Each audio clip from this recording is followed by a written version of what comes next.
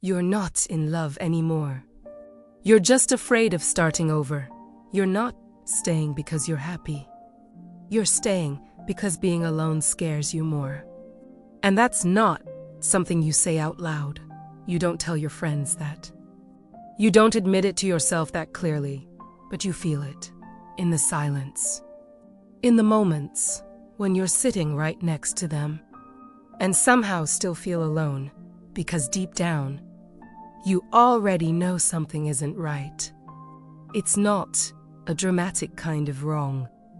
There's no big fight, no clear ending, no moment where everything falls apart. That would almost be easier. This is different. This is quiet. You wake up next to them. But there's no real connection. You talk. But it feels like you're just filling space. You spend time together. But it doesn't feel like you're truly seen. And at first, you ignore it. Because nothing is technically wrong. They're still there. The relationship still exists. From the outside, everything looks fine. So you stay. You convince yourself it's normal. That's just how relationships get. It can't always feel intense. Maybe this is what stability looks like. But something inside you doesn't agree. You feel it when they don't really listen anymore. When your words don't land the same. When you stop feeling understood. And then something else happens. You stop expecting much. You lower your standards. Slowly. You stop bringing things up. You stop asking for more. Because you don't want to create tension. So, instead of fixing the distance, you adjust to it. You become quite expressive, lâche, even when you need it. Because asking for more feels risky. What if they pull away? What if they leave? What if you end up alone? On that ear decisions, not love, not connection, fear. You stay in conversations that don't fulfill you. You stay in moments that feel empty. You stay in something that no longer feels like what it once was. Not because it makes you happy, but because it feels safer than leaving, safer than starting over, safer than facing silence, safer than sitting with yourself and wondering what comes next. And that's the part most people don't talk about. You can be in a relationship and still feel deeply alone.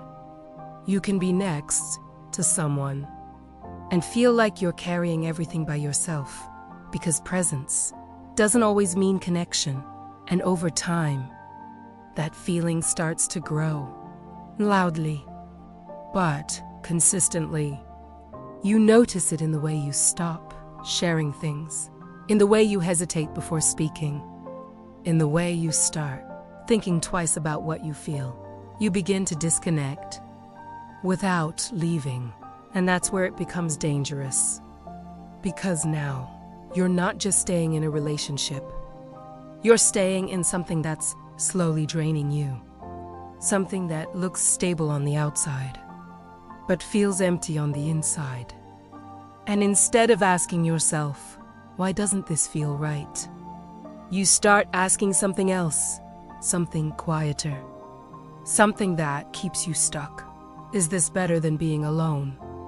And once that question becomes real, everything starts to shift. Not just in the relationship, but in you. In the way you tolerate things you never used to.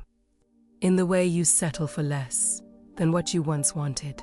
In the way you convince yourself this is enough. When dependent, you know it isn't. Because the truth is, you're not staying because it feels right.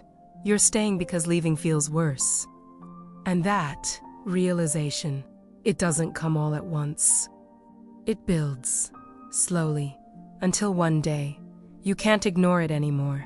Not because something happened, but because of everything that didn't.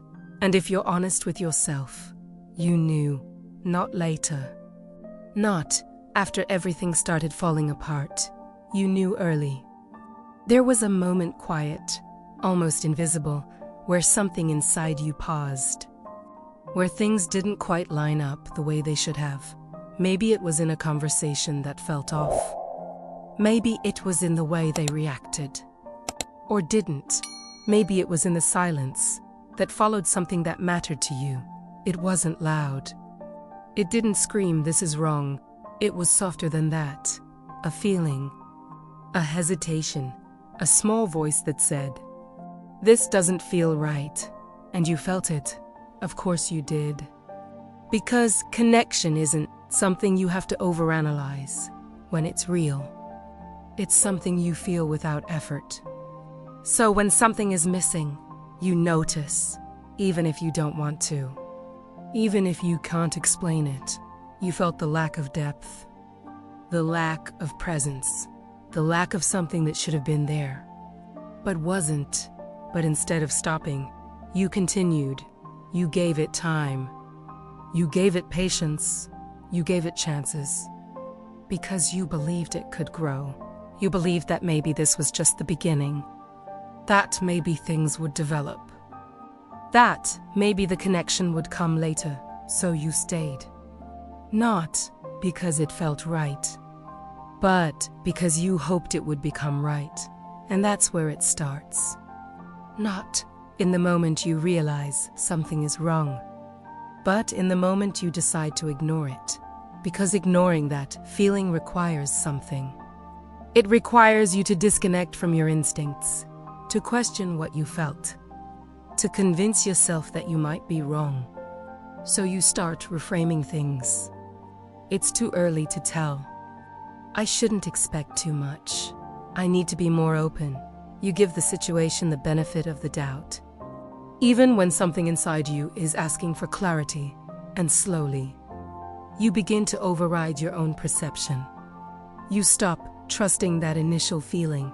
You tell yourself it's just uncertainty, just nerves, just fear. But it wasn't. It was awareness. Awareness that something essential was missing. And that's what makes this so important. Because the first time you felt that emptiness, you weren't confused. You were clear. You just didn't want to accept what that clarity meant. Because accepting it would have required a decision. A decision to walk away from something before it became something more. And that's hard. Because walking away early feels like giving up too soon. It feels like not trying hard enough. It feels like you might miss out on something that could have worked. So instead, you stay, you invest, you build. You try to create something that didn't have a solid foundation with. And over chimi-justing. You overlook things you normally wouldn't. You accept behaviors that don't sit right with you. You become more flexible, more tolerant. More willing to ignore the gaps. Because now, you're not just seeing the reality. You're attached to the potential. To what it could be. To what it might become. To what you want it to be. And that attachment, it keeps you there. Even when the feeling hasn't changed. Even when that same emptiness shows up again in different moments. In different ways. You feel it when conversations stay shallow. When emotional depth never fully arrives. When presence feels inconsistent. And every time you feel it, you recognize it. It's familiar. Because it's the same feeling you had in the beginning. The one you chose to ignore. You felt it early, but you chose to stay anyway. And that choice, it doesn't feel like a mistake at first. It feels like patience, like commitment, like giving something a fair chance. Rover Chimi. It starts to reveal something else, because staying in something that never fully felt right doesn't suddenly make it right. It just delays the moment where you have to face what you already knew. And that's where things begin to shift even more. Because once you realize you ignored your own instincts, you don't just question the relationship. You start questioning yourself. Why did I stay? Why did I ignore what I felt? Why did I convince myself this was enough? And those questions, they don't just bring clarity. They bring something deeper. Something that starts to reveal what really kept you there. Because it wasn't just hope. It wasn't just patience.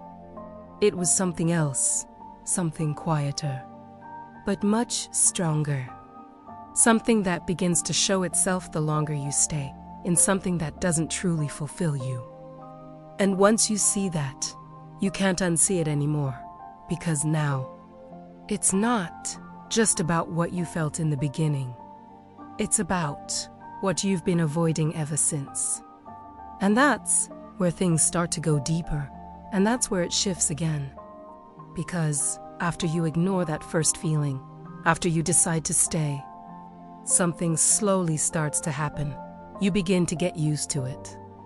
Not because it feels right, but because it becomes familiar. The emptiness doesn't disappear. The lack of connection doesn't magically turn into something real. You just adjust. You stop expecting deep conversations. You stop expecting emotional presence. You stop expecting to feel fully seen. And little by little, what once felt wrong starts to feel normal. You get used to short answers, to distracted attention, to moments that should feel meaningful. But don't. You get used to sitting next to someone and feeling like something is missing. And at first, that bothers you. It makes you question things. It makes you feel unsettled. But over time, you stop same way. Because reacting would mean confronting it. And confronting it would mean risking everything. So instead, you adapt. You lower your expectations, not all at once, but slowly. You stop asking for more. You stop expressing what you need. You stop pushing for connection. Because you start telling yourself, this is enough. This is what relationships become. Maybe I'm asking for too much. And that's how it happens. You don't lose the connection suddenly. You lose the standard. You go from wanting something real to accepting something partial, from wanting depth to settling for presence, from wanting to feel something to just not wanting to be alone. And that shift, it changes you, because now you're not just in a relationship. You're in a version of one that doesn't fully meet you. And instead of questioning that, you start protecting it. You protect the routine. You protect the comfort. You protect the idea of having someone, even if that someone isn't truly there for you in the way you need. And that's where it becomes dangerous. Because the longer you stay, the more you disconnect from yourself. You forget what it feels like to be fully engaged, fully seen, fully connected. You start to believe that this half connection is just how things are. And that belief, it keeps you stuck.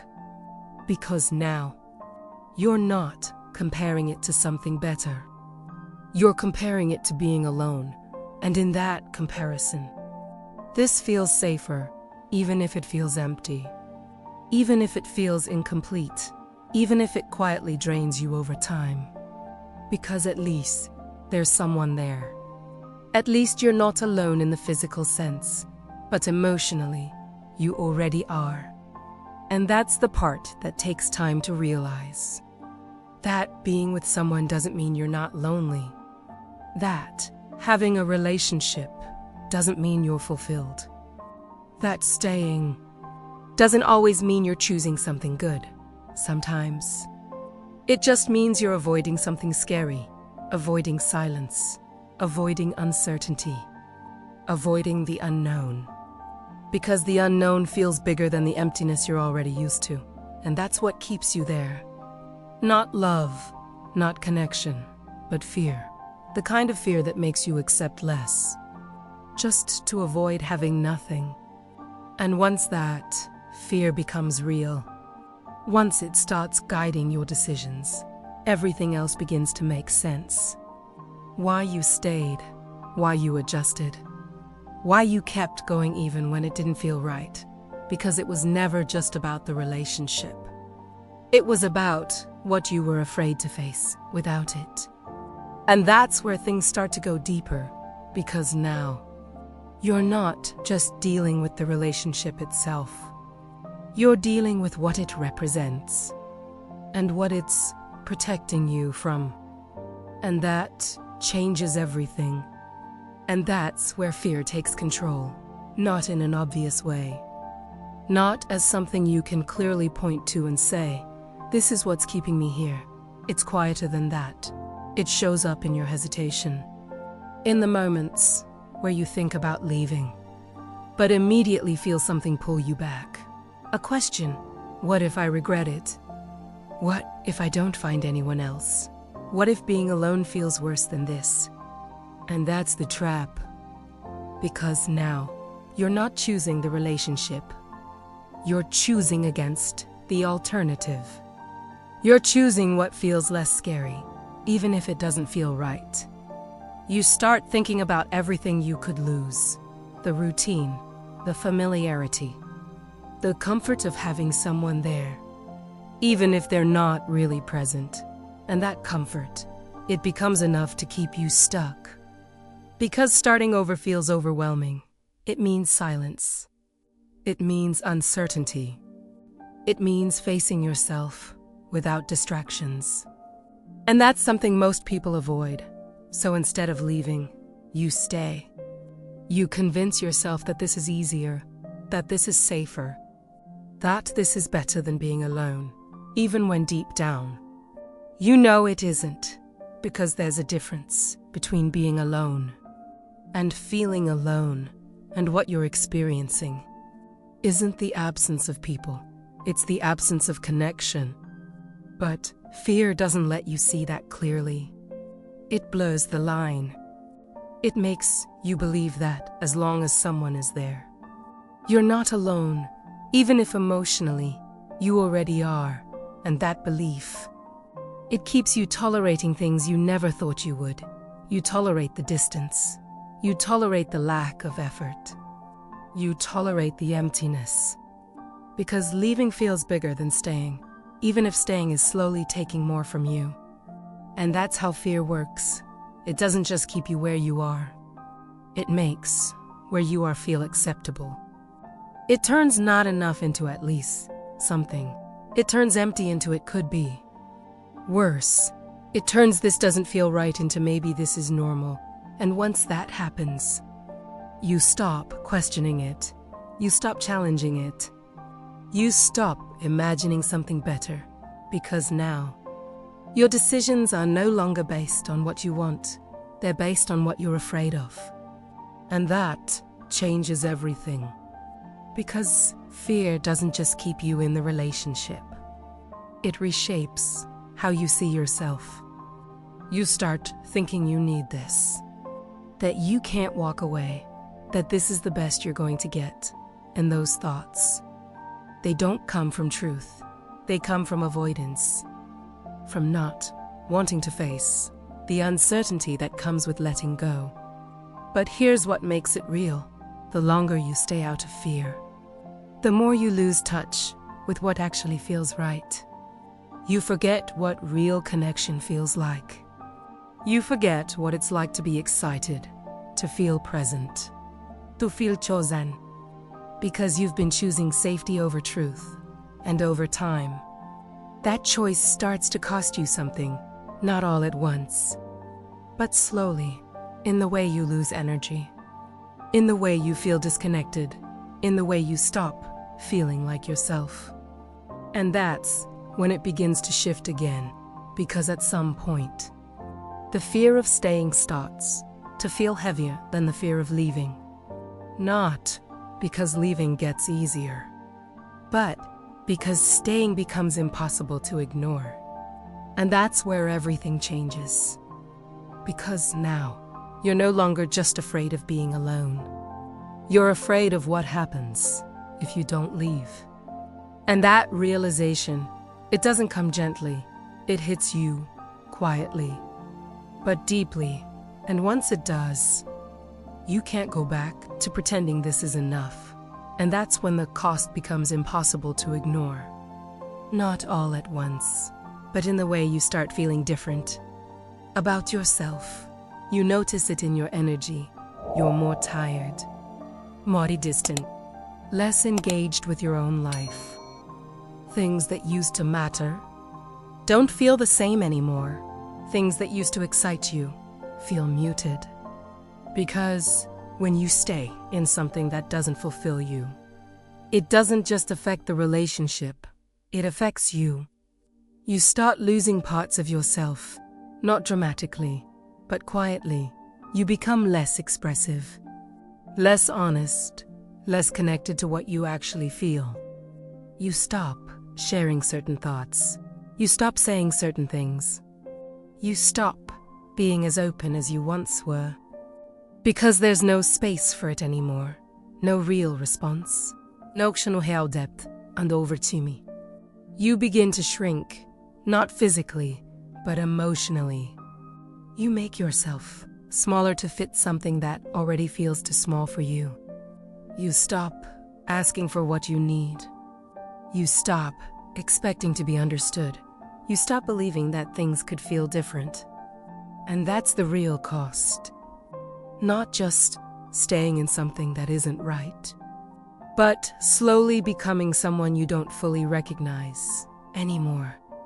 Because you didn't avoid loneliness, you just changed its form. Instead of being alone by yourself, you became alone inside something. And that kind of loneliness, it hits differently. It's heavier.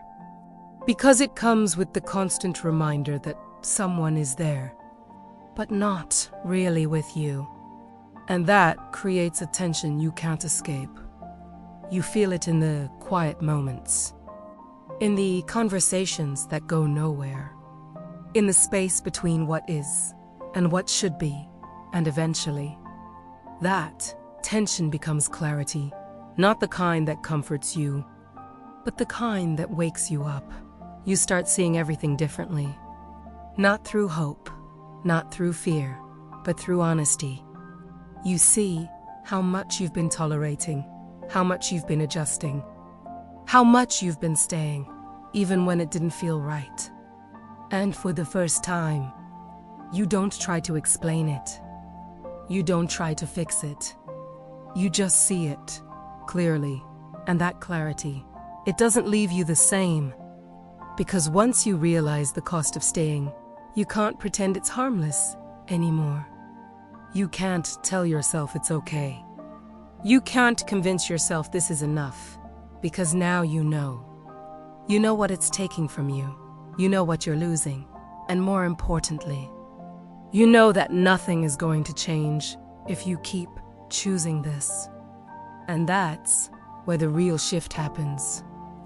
Not when they change, but when you do. When you stop asking, how do I make this work? And start asking something else, something more honest.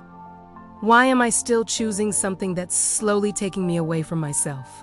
Because that question, it doesn't just bring awareness, it forces a decision. Not about them, but about you, about what you're willing to accept, about what you're willing to live with, about how much of yourself you're willing to lose just to avoid being alone. And once that becomes clear, everything else follows. Not because it's easy, but because it's real. And once something becomes real like that, you can't go back to pretending it isn't, and maybe that's the truth most people try to avoid. Not that the relationship ended, but that it stopped being real a long time ago, because staying didn't protect you. It didn't save you from loneliness. It didn't give you what you were hoping for. It just kept you in something that slowly took pieces of you away. And the hardest part, you knew, not all at once, but in moments, in feelings you ignored, in silences you explained away, in that quiet voice that kept saying this isn't it. You just weren't ready to face what that meant. Because leaving feels like loss, but staying can be a different kind of loss. The real mistake isn't being alone. It's staying somewhere you no longer feel alive. And once you understand that, everything changes. You stop seeing loneliness as the enemy. You stop seeing leaving as failure. You start seeing it for what it really is. A return to yourself. So if this felt real to you, if at any point you recognized your own story in this, comment the word truth not as pain, but as awareness. You clarivan a little. Leave a like and subscribe, because sometimes the moment you stop choosing what's comfortable is the moment you finally start choosing what's real.